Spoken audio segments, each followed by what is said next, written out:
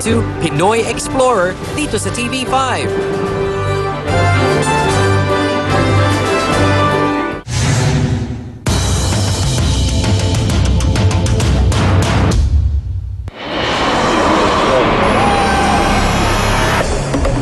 Para sa aking susunod na hamon, napadpad ako dito sa Robinsons Mall sa Bangkok.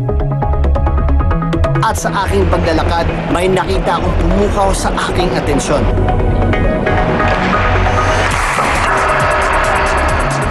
Ice hockey sa Thailand. Di ba wala namang snow dito? Ice hockey. So pag magagaling ang gumagawa, akala mo madali. Pero isipin mo, you're playing this sport on ice. So hindi ka pa nakakasubok ng ice skating. Tulad ko, hindi pa ako nakakasubok.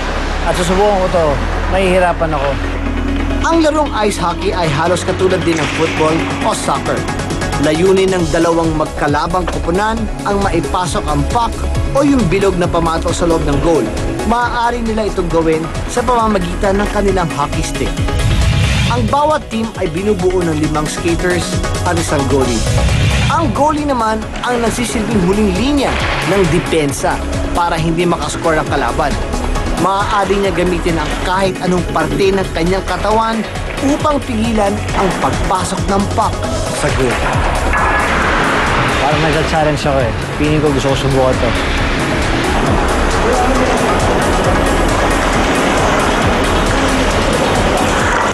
Pero bago ako sumabak sa rink, kailangan ko munang magsuot ng hockey gear.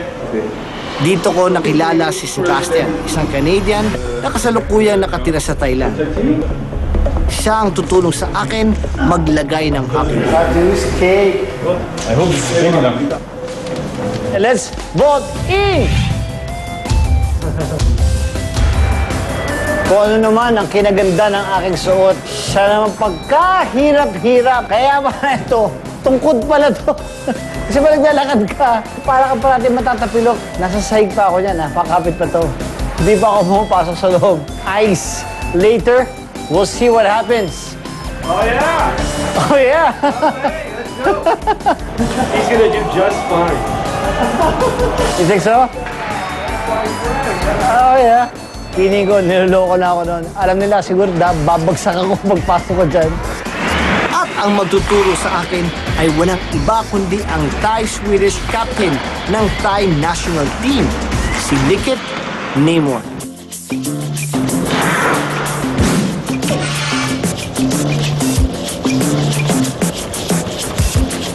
How's this? There you go.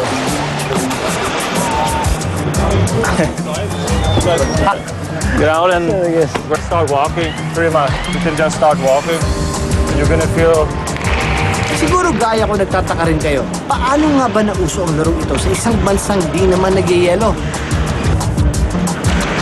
Noong 1970s, nabuo ang grupong tinatawag na Flying Phalanx. Binubuo ito ng mga foreigners sa Thailand na mahilig maglaro ng hockey. Sa mga ice rink sa loob ng mall nila nilalaro ang kanilang nakahiligang sport. Di nagtagal, naengganyo na rin ang mga Thai sa laro ito. At noong 2003, nabuo ang kauna-unahang Thai national team. Sa kasalukuyan, 200 players pa lamang ng hockey ang naglalaro sa Thailand dahil nagsisimula pa lamang itong sumikat dito. Ang hirap nito, man. Man, oh man. Okay. Hindi ako makabitaw dito. Tired. Okay, okay, again. Okay. Okay. Don't be afraid to lift the skis. How about if you try to hold both hands? This one a little bit lower. Okay. This one. Okay, right here. Yeah. From there. And then you can have this as like a support, you know? Yeah. Sure. Don't be afraid to lift up your skate, you know? Yeah. Yeah. You see? So, whenever. Good. Nakaka-frustrate siya. Dahil kayo na watching it, akala ko, kakayanin ko talaga mag-ice skate. Mahirap. Madaling tingnan kapag eksperto ang gumagawa. Pero kapag nasa ice rink ka na, hindi biro ang mag-balance sa manipis na dulo ng metal ng iyong skating shoes. Kaya naman, matapos ang ilang minuto ng training, My feet are hurting. Can I sit down first? How do I sit down? Go down on knees. Okay. Yeah, go down on knees. You wanna go down? Yeah. There you go. Yay! Okay, let's let me relax first. You got crab. You got crab. Ang sakit. As a beginning student, he's doing really good. Yeah, he's not bad. See? Not bad, ah. Pero, sakit. Sumakit na masyado yung paa ko. Masakit na talaga. Siguro sa sobrang luwag ng sapatos, sa sobrang sikip ng tali, nalak na yung, wala na yung dugo umikot sa paa ko. Kaya namamahinda, sakit na talaga. Kaya patanggal ko na. Kasi, titisi ko naman eh. Kaya lang, medyo masakit. Okay. Put on the shoes and do some passes and shots. Yeah. Why not? Pero kahit wala na ang skating shoes ko, tuloy pa rin ako sa aking first ice hockey experience. Now let's play. Kahit na nangangapa pa ako, bahagi ng aking hamon na subukang makascore ng goal. At gagawin ko to sa pamamagitan ng isang one-on-one na laban sa isang goalie. 2 out of 3. Let's go. Okay. Yeah. We have no chance.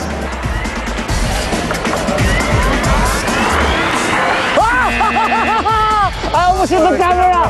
Hoy! Now I know. That's a good shot. Good try. Sa tingin ko, okay naman yung mga shots ko. Magaling lang talaga yung goalie. At dahil sa dulas ng yelo, Whoa! wala na to. Oras na para sumuko ako sa laro at ipaubayan na lang ito kay Nicky. Mukhang magaling talaga ang goalie na to. Kahit ang team captain ng Thai national team ay hindi makascore sa kanya. One last. Sumunod, tag team naman.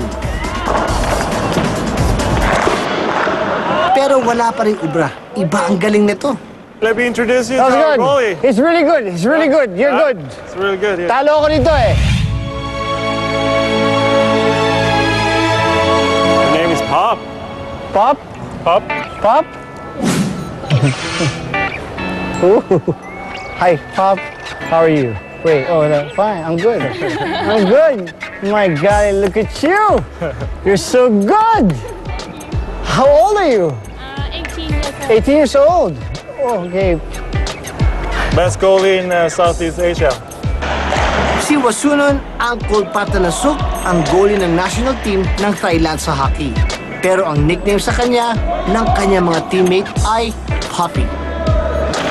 Hindi karaniwan ang babae sa larong ice hockey. Pero si Wasunon kasamang nakikipagbakbakan sa mga lalaking players sa ring. Kaya pala, siya yung the best ngayon. Sa buong Asia, paano ko makakascore 0 out of 10? Even if it takes me even if I play for 2 hours here, I will never score. I cannot. Right? Yes. Can we go out to dinner, have dinner? Yeah, Sure, okay. you're buying for her. Yeah, but anytime. You're good and you're pretty. Yeah, thank you. Thank you Okay, very much. good practice. Salamat. Salamat. Akala ko lalaki yun. Todo pagod ang inabot ko sa loob ng ring. Pero hindi pa dyan nagtatapos ang mga hamon sa akin dito sa Thailand. Dito ko na kaya mabawi ang passport.